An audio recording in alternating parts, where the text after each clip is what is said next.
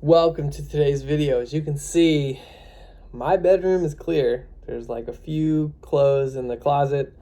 That's stuff I'm gonna bring with me, a couple jerseys, a couple suits. And today's video, to jump right into it, is gonna be talking once again about client-based businesses. I've realized that I really am more of a B2B company. I work with other entrepreneurs and businesses and help them deal with their consumers. Might be people who are buying homes, people in the market for clothing, people in the market for their coaching services, cigar lounge. Like, there's tons of examples I could use. Today, the example I wanted to use is one of my athlete clients, who I guess he is more of a B2C. He's a B2C company, right? But I guess for this purpose, he's B2B. So this is going to be a shining example of what it means to make content and have like instant attraction to what you're making, like an instant return on investment. Most of the time, you're going to have to make content for months and years before you get this kind of, a quick hook, if you will. So one of my clients, he's a professional athlete. We had a bunch of talks over the past 2 years. He's been with me, I think, 2 years now. And when he came to me, he said, well, I kind of hope you're my agent for life, like in whatever I do after my current sport. I said, well, that's the idea. If I can help you, if I can add value to what you do and help you earn more money outside of, your athletic competition, then let's continue to always work together, even when you're not competing and you're just going to do deals for like a car dealership or you're going to be on a TV show, stuff like that. Cool thing about him is he's been on a show already, that 7-figure show we made with Snap. I got him in at the 11th hour, so that paid him.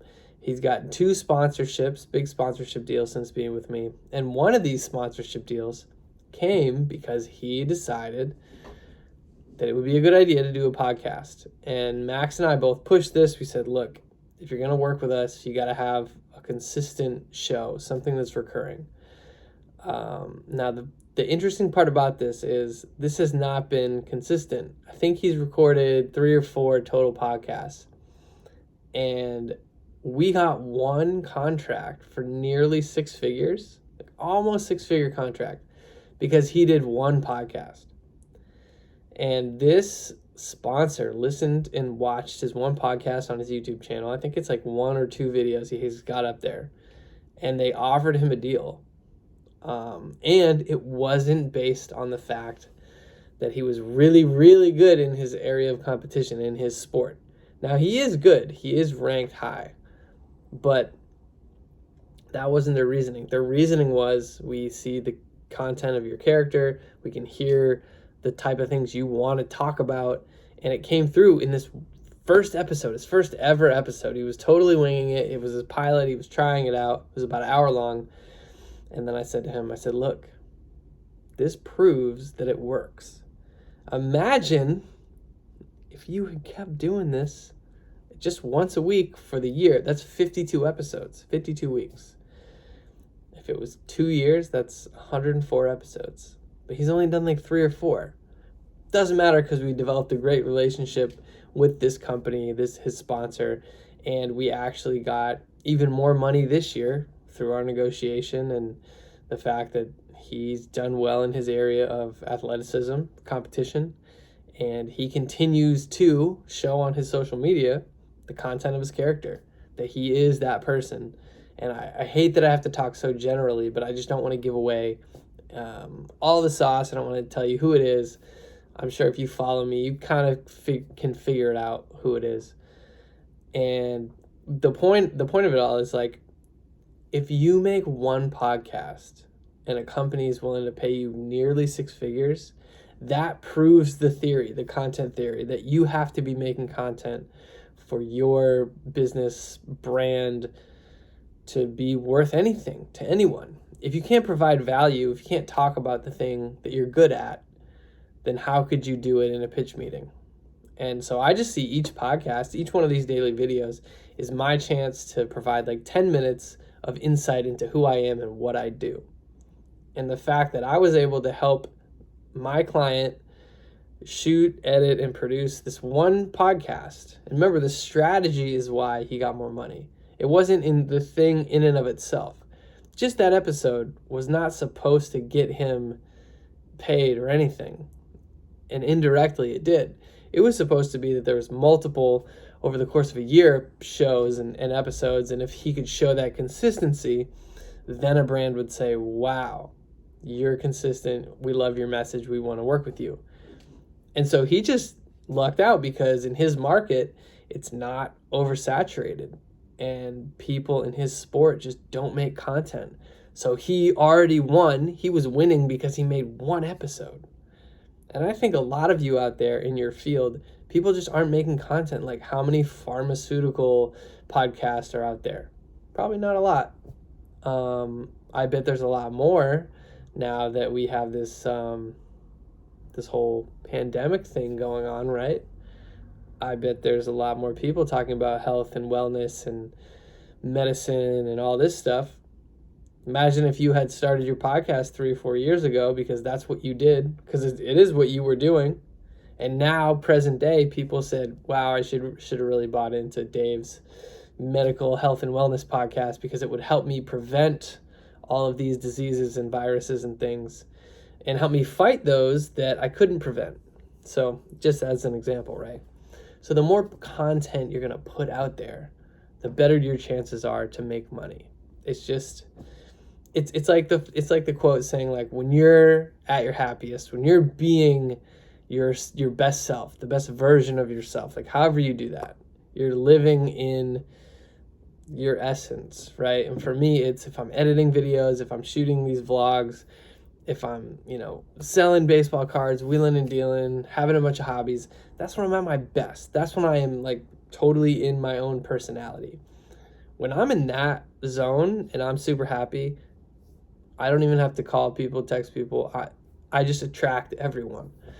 Everybody, for some reason, wants to start calling me and texting me. It happened today. I got like 3 random phone calls from people I haven't talked to in weeks, months, some in years, because I've just been doing my thing.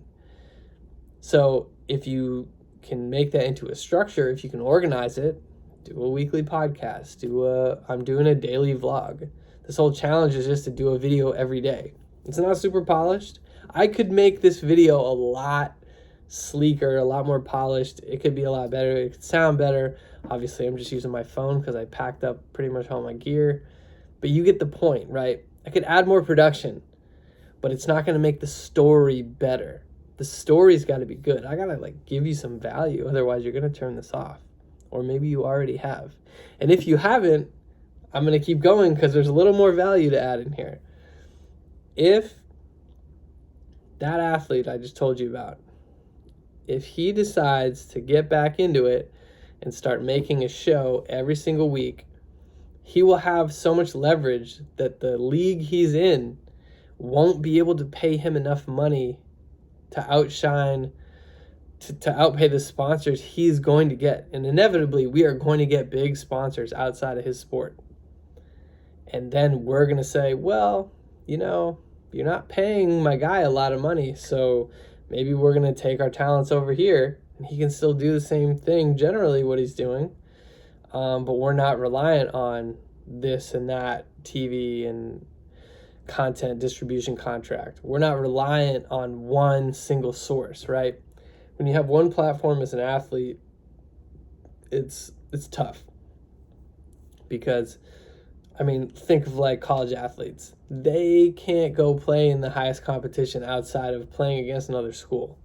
Now, in the summertime, maybe they can go join like the Drew League or play on the USA amateur national team, like the 19U, maybe they're even good enough to make the Olympic team. But they're going to have a hard time because the NCAA, even though now they've opened up the name, image, and likeness rules and you can make money while being a student athlete, is still limiting because you really have the one platform to perform and show people what you can do. But when you're not in the NCAA, if you're in basically any other sport, the world is your oyster. Like, you can make content all day long when you're not doing your sport, because what you got to realize is, and this is just directed at athletes to wrap this up, if you're an athlete, yeah, people are going to see clips of you doing your sport, performing, competing, sure. That's going to get out there. You shouldn't even worry about making that stuff. What you should worry about is talking to the camera so people can get to know who you are as a person and a personality. That is way more valuable than what they can already go watch on the internet or on TV. So I'll leave you with that. Brand is important.